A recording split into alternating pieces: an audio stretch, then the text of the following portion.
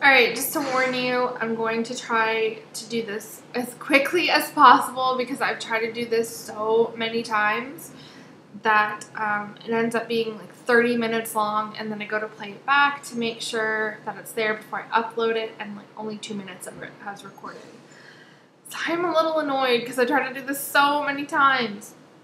I also want to say this vlog will probably be over 10 minutes if it actually works. Very, very graphic and TMI. This will be referring to my miscarriage story and experience, so if this is not something that you want to hear, or if you don't want to watch a long video, I completely understand. You don't have to. But just to warn you about the content that you're about to listen to is pretty graphic. A lot of people know, or if you've never heard any of my previous pregnancy vlogs, my beta only ever doubled once my entire pregnancy. I've always had very, very slow to climb betas, and therefore my doctors have always told me to prepare myself for a miscarriage because nothing was doubling to their satisfaction. It wasn't actually, it only doubled once, so it wasn't ever going up to their satisfaction. So things started to take a turn for the worse on the 5th, so that's when I'm going to start talking about, referring to that date. I was at home and taking a nap on my futon, well, trying to anyways, and I had some unusual cramping. I've always had like a feeling of just something being there, I should say, on the left side, which turned out to be the cyst that I referred to in previous vlogs. But the cramping actually moved towards the center, which was pretty odd for me. And so I was just trying to take a nap on the futon and try not to think about it. But my cat would not leave me alone, not at all. Kept meowing at me, headbutting me, just wanting attention, which was really not like him anyways. He kind of kept to himself, so I just found that really odd.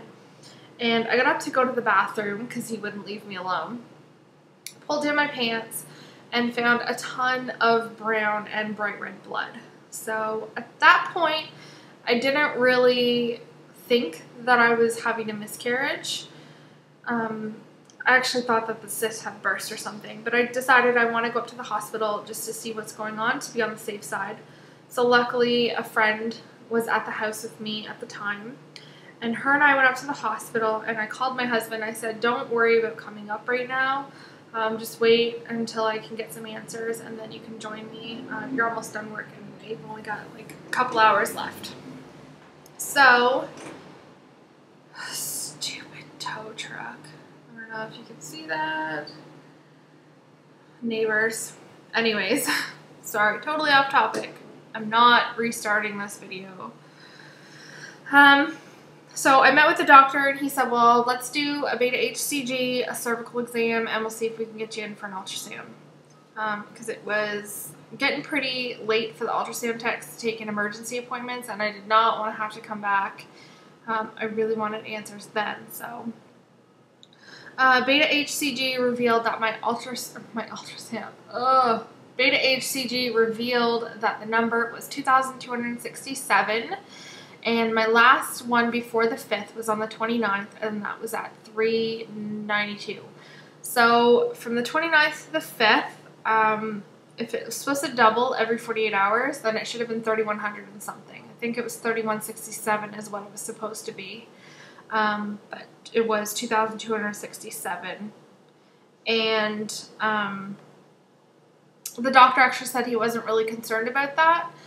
That I was 70% there, and that wasn't his main concern.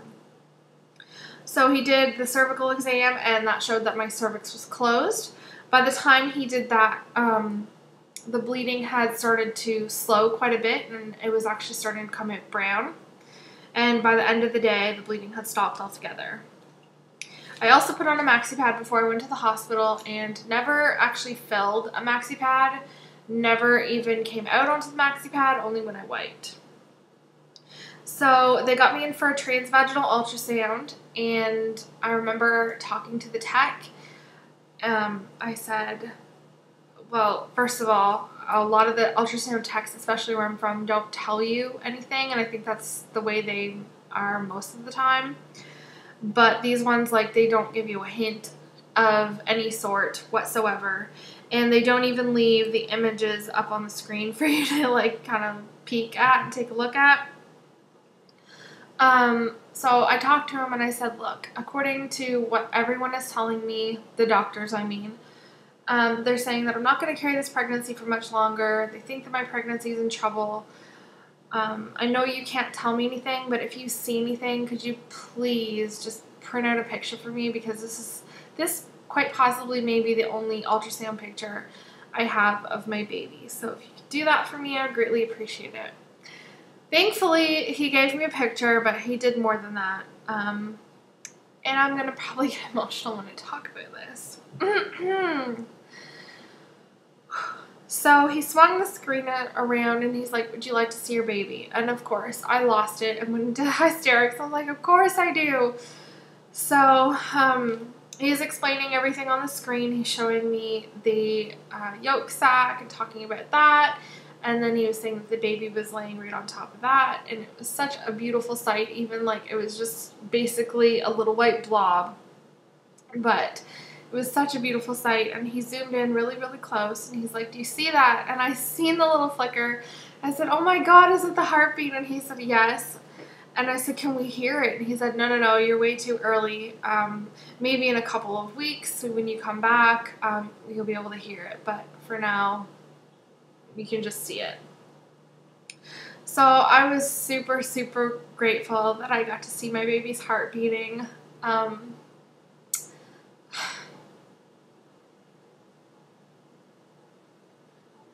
is something that I will always cherish and always remember. So, yeah, he gave me the picture, and I do have it in my 6 weeks, 3 days, I think it was, vlog. So, I talked to my doctor when I went back in the room to get the results. The ultrasound showed a baby measuring at 5 weeks and 6 days, so this was on a Thursday, making my weeks turn over on Friday. And, I was just going to say, Fridays are still a really hard day for me.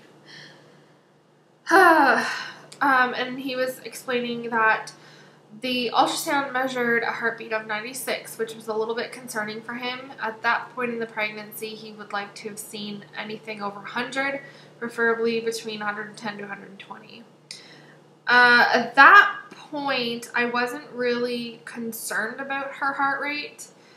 And I do want to say that you might hear the words she, her, and girl. I never ever knew the actual gender of the baby. We never had any tissue testing or fetal testing, whatever you call that. But it's just a feeling that I've always had, and so I just find comfort in giving a gender to my baby that I think that it was. So, yeah. I wasn't too concerned about her heart rate at that point because I figured my betas are really slow to climb anyway. Maybe her heart is just starting and it needs to start out somewhere, right? So I also asked, because I was supposed to go away for the weekend starting on Friday, and I said, do you think that's a good idea? And he said, as long as you're not doing anything strenuous, shouldn't be a big deal. So we were set to go away to a concert, and the concert was on Saturday. And I specifically bought the more expensive seats, well, because they're my favorite band anyways, but because it was an outdoor concert and I wanted seating seats so I didn't have to stand for a billion hours. And I explained to him about that. I said, like, do you think this is a bad idea? And he said, no, not at all. As long as you're sitting, it shouldn't be a big deal. So I went on Friday, and I literally just sat in the car for the 2 hours and just sat in a chair the rest of the time. Like, I didn't do anything. My friends wouldn't even let me carry my purse.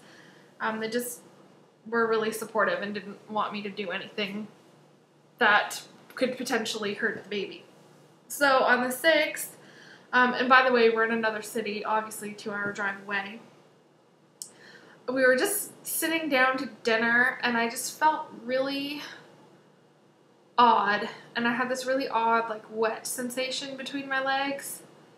which was weird because I wasn't at the point where I'd be peeing my pants during pregnancy. So I was just like, what is going on? And I was still taking progesterone at that point. So I thought, well, maybe it's discharge from the progesterone. So I went into the bathroom, and I had been wearing a maxi pad from the 5th, even though the bleeding had stopped overnight, just to be on the safe side. So I went to the bathroom, pulled in my pants, and there was mass amounts of blood in my underwear, completely soaked my maxi pad, all over my pants. And from me sitting so long, when I stood up, it just gushed out. And it was gushing for quite a long time. Like, I was filling pads probably every 20 minutes. So I got to the hospital, and thankfully I was put into a room within minutes, like probably like 2 minutes. The doctor wanted to do HCG and a cervical check, and unfortunately it was too late in the day to get myself into an ultrasound to check the baby, because I did pass a really large clot, and I thought for sure that was the baby. And I explained that to them, and they thought probably, most likely. So the beta went from 2,267 to 3,070, which was up by 800 and something, and I was floored. I could not believe it went up that much, because I really thought that I was having a miscarriage. I thought that I had passed the baby at that point. She also checked my cervix and showed that it's closed. So I was really, really confused by that. I didn't know what to think. She told me they do have an emergency on-call tech that comes in at 7 o'clock in the morning on Saturdays. So if I wanted, I could come back and get an emergency ultrasound, and I would get the results the same day. So I went back on Saturday at 7, had my ultrasound. Again, it was transvaginal. She tried abdominally and couldn't see anything. She said the doctor, the ultrasound tech would not even say if she saw anything in there. So the doctor told me that I was still pregnant, which was not expecting to hear those words. I was expecting to hear, sorry, we couldn't see anything, or you're having a miscarriage, not you're still pregnant. And she's like, unfortunately, the baby is showing a heartbeat of 78, which was even more upsetting. I know it might sound wrong, but I would have much rather them told me that they couldn't see anything, or I was having a miscarriage, not you're still pregnant, but your baby is barely hanging on. That totally upset me. And I didn't know what to think. I immediately went into numbness. I had no feeling I went totally ballistic. I started crying, and after all that, I went into being completely numb. I had no feeling of any emotion. I was not sad. I was not angry. I was not happy. I was just existing, just breathing.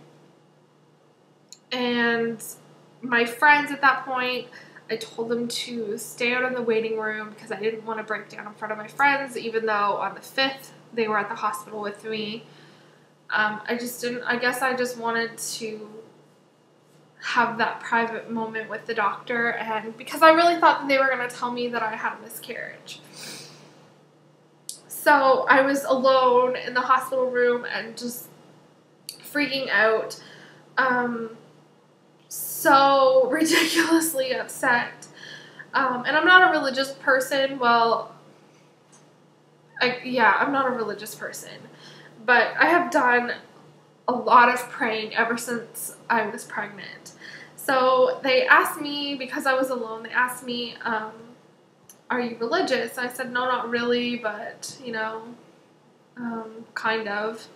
And they said, well, what's your religion, and would you like somebody to come in and pray with you? So they sent a minister in to pray for my baby, which was quite nice, actually. But I still just, like, I could not function. I could barely put one foot in front of the other to leave that hospital, to know, like, there was nothing I could do at that point to save the pregnancy. Like, I had been doing everything. I had my RhoGAM shot. I was on bed rest for forever. I was taking progesterone or prometrium, whatever you want to call it, and there was just none of that mattered anymore. It didn't matter. So on Monday, I had a follow-up appointment with my family doctor, and I just wanted her to check my cervix again to see, because I had still been bleeding. Of course, the gushing of the blood had stopped on the 6th, but it was the night of the 6th. So I was still bleeding, nothing coming out onto a maxi pad, but every time I wiped, it was pretty, like, dark, red, new, fresh blood. So she did the cervical exam on Monday, and my cervix was closed, which was a shocker. So she said that she was going to send me for an ultrasound to check what was going on with the baby and take the next steps from there. So meanwhile, I find out that my father-in-law has to be transported to another city, which is an hour away from us, because he's got major heart problems, and he needed to be transported there because that's where all the specialists are. And actually, he just had open heart surgery on the 16th, and he's doing wonderful. But we find out all of this, so I'm having, like, this impending miscarriage, and him in the hospital, and my family needs to go down there to be with him, and I don't want to be alone, so I'm going down there too. And I figured, I'm in a hospital setting. If anything were to happen, I'll just go down to the emergency room.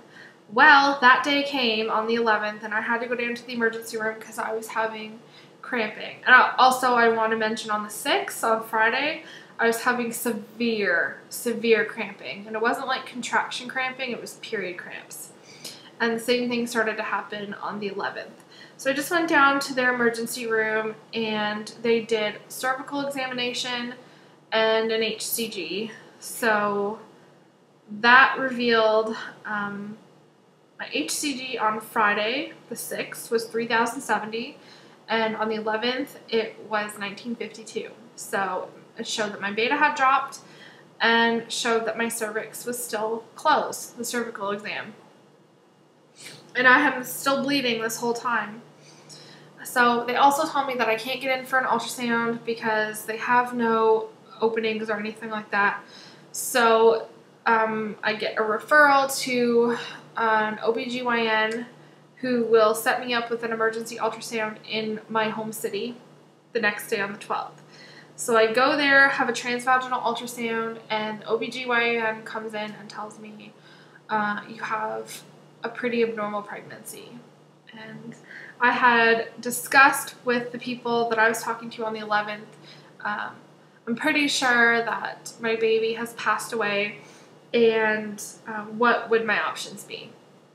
And this is before I knew that I wasn't going to get the ultrasound before the referral. And they said, well, you have 3 options. You can let nature take its course, which could take up 4 to 6 weeks.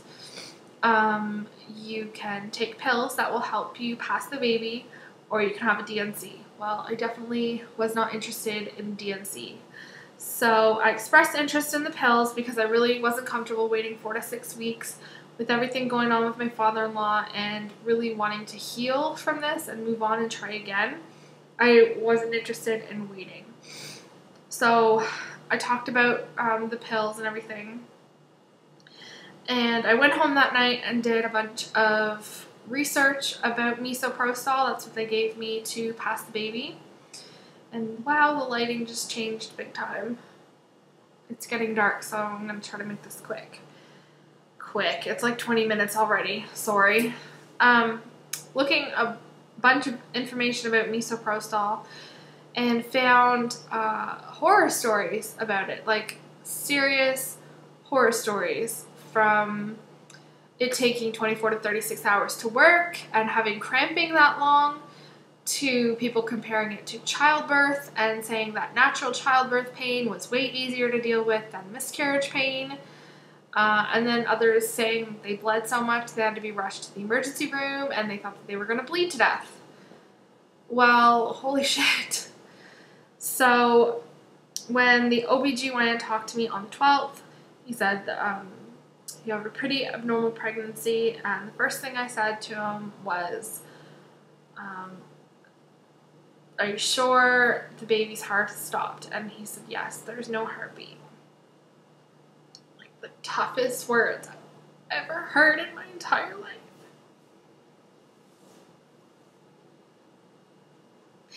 So he's like, I know that you're interested in the pills, and here's a prescription, and it was for misoprostol, and he instructed me to insert 800 milligrams of it into my vagina, and if nothing happened in 12 hours, to take a second dose of 800 milligrams, and if still nothing, then I would have to come in for a DMC or something like that.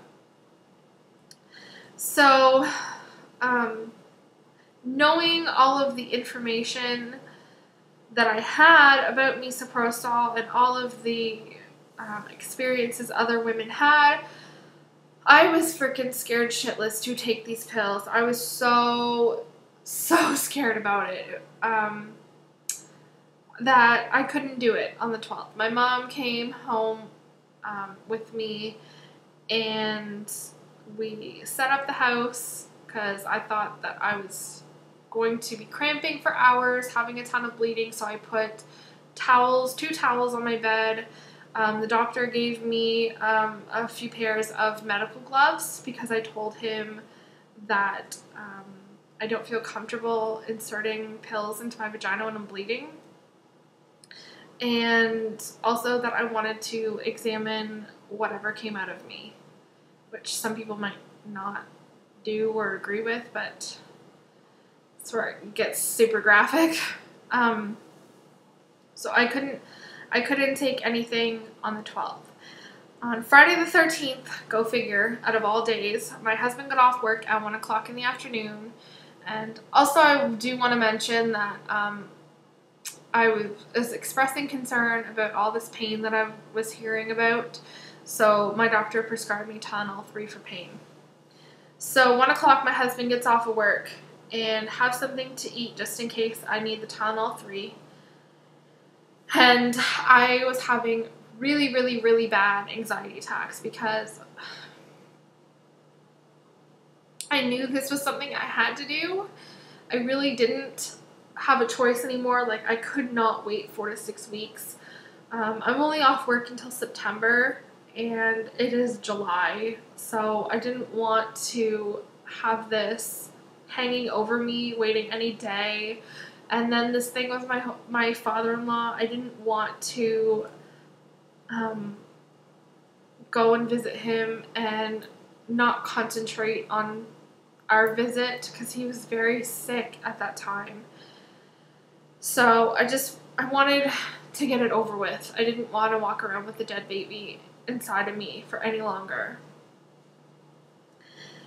And I was just like, I was so freaked out because of all these stories that I heard that I was having panic attacks, anxiety attacks, and just so afraid to take these pills.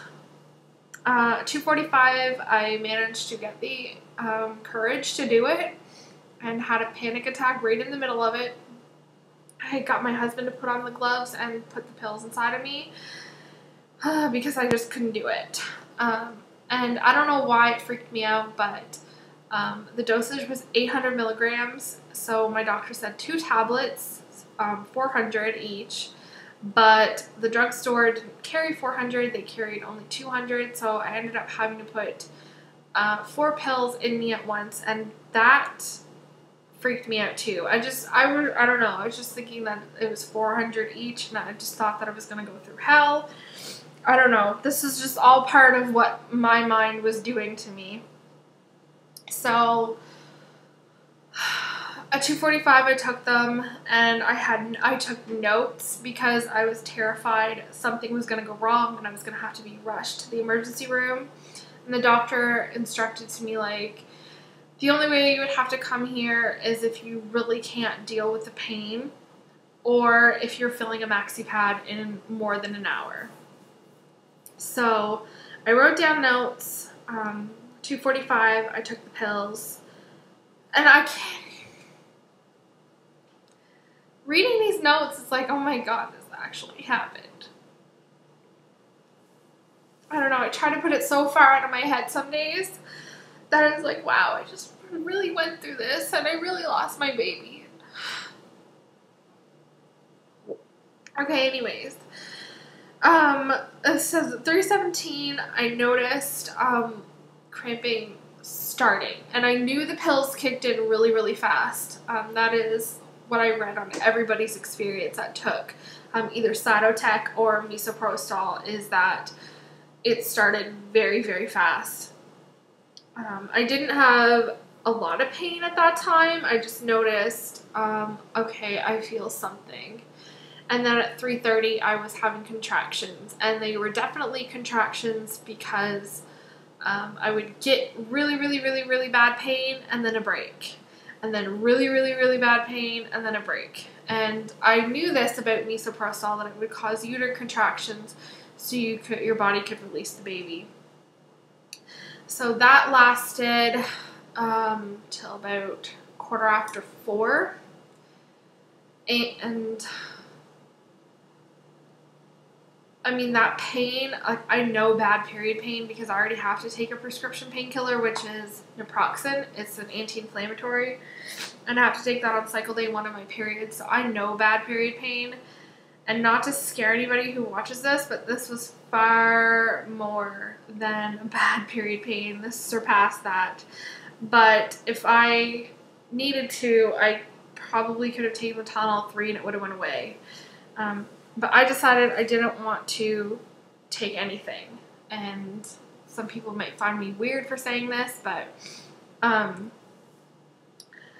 always said that I wanted to have or experience childbirth naturally.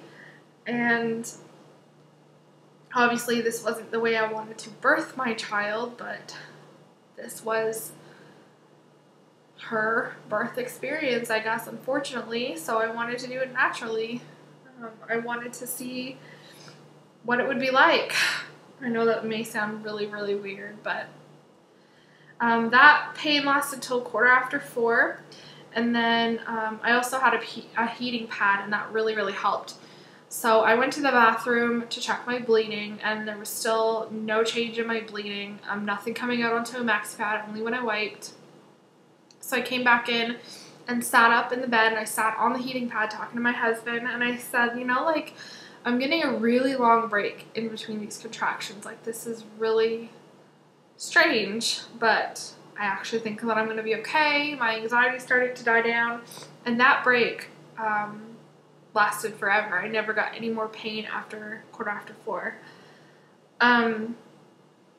And around 4:45, I just decided that, okay, I'm going to go check my bleeding. So as soon as I stood up, I felt something start to come out of me. So I ran to the bathroom, and I was yelling for my husband to come in, and it was just sitting there, so I kind of gave like a little bit of a push, and the baby came out. And my husband came in because I had a garbage bag, and I would wipe myself and throw that toilet paper into the garbage bag because I wanted to see what the baby looked like. So my lovely husband put on some medical gloves and got the baby out of the flush, and I went to the kitchen and got a bunch of paper towel and laid it down on the bathroom counter, and he put the baby, because I wanted to make sure, we had plans to bury the baby in my parents' garden, not in the garden, but beside the garden, and just have a place where we could go visit and, you know, seek comfort if we needed to. So we just wanted to be sure of what we were actually burying. So set the baby down on the paper towel and I just stared. I was like, I know that's it. It didn't really look like I expected it to. Just really didn't expect it to look like that. I thought, no, I don't know, I could totally be way off base here, but I thought I saw like a teeny tiny little umbilical cord.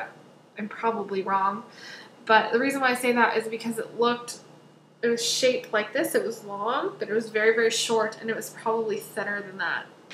So,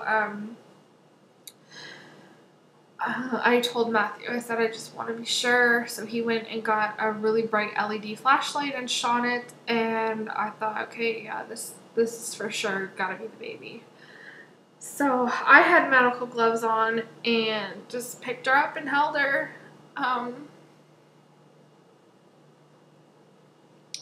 Definitely not how I envision holding my baby, but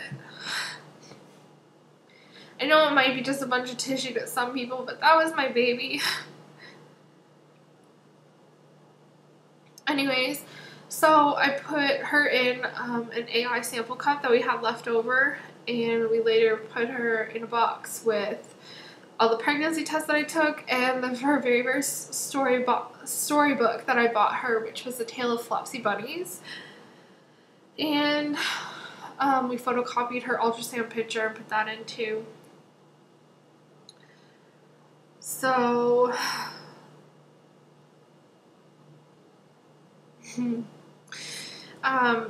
bleeding did not change until probably, well, that happened at 4:45, 5 o'clock. So the bleeding didn't change until about 7:30 because we went to the local grocery store to get some flowers because we wanted to bury her, like I said. So we called my parents and told them the baby's out, and they set up a spot for us. So we went to go get flowers and stuff, and I remember being at the grocery store and the heavy bleeding started where I was bleeding onto maxi pads and having to go to the bathroom like every 15-20 minutes or so.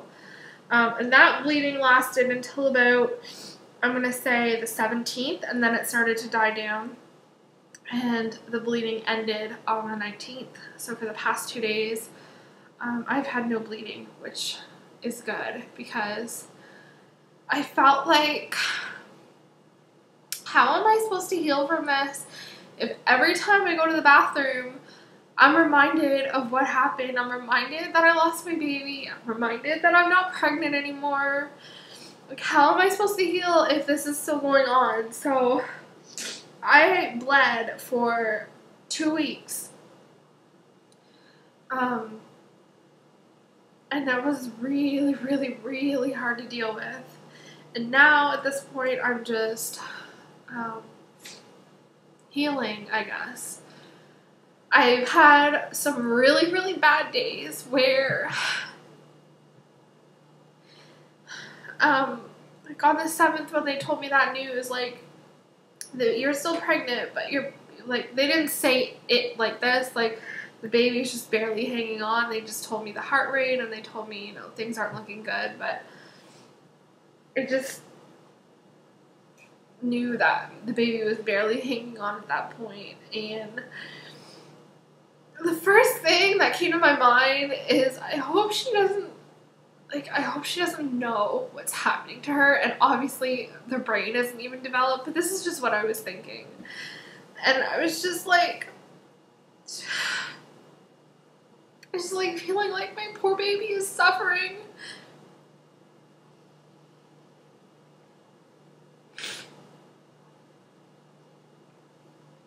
This is just what went through my mind. So, obviously their brains are not developed at that point, and I don't believe that they would know what is happening to them, obviously. But, like I said, this is just where my mind went, and I was just horrified, as I think anybody would be. And some days I have those days where I just think about that nonstop, and I just feel like I've lost all emotion again, and I just breathe. Like, I just exist. And I have other days where I will sit and cry all day long for hours on end. And then I'll have other days where I'm okay. And that day was on Thursday, where I had my first good day. I had my beta check done on Thursday. So the one from the 11th, which was last Wednesday, was 1952. And the one on the 19th, which was Thursday, was 56. So my beta is coming down really good. And my mom offered to take me to the hospital to get my other Rogam shot, which turns out that I don't need because they did a test and shows that I'm still protected. And she offered to take me. And I just, like, I had no motivation to do anything. But later on that night, we actually got together with some friends. And I put on makeup for the first time in forever, and I just felt like my normal self. But then there's a part of me that feels really guilty sometimes for feeling like my normal self. And I don't know, it's just like a total roller coaster ride of emotions that I'm sure everyone who's had a miscarriage knows what I'm talking about. And not to get, like, too personal, but today my husband and I tried to be intimate, and all I could do was cry. And I think it's just because I was hit with a ton of emotions, like feeling guilty for enjoying myself. I felt so guilty, but